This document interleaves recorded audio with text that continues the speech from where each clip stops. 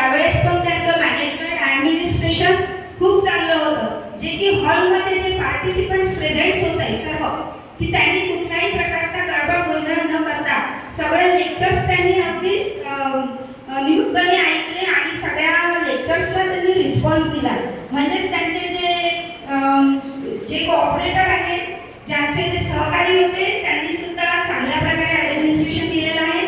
आणि तसेच आजचा पण topic antenatal care for nurses हा पण आपल्या नर्सिंगसाठी खूप उपयुक्त असा टॉपिक आहे.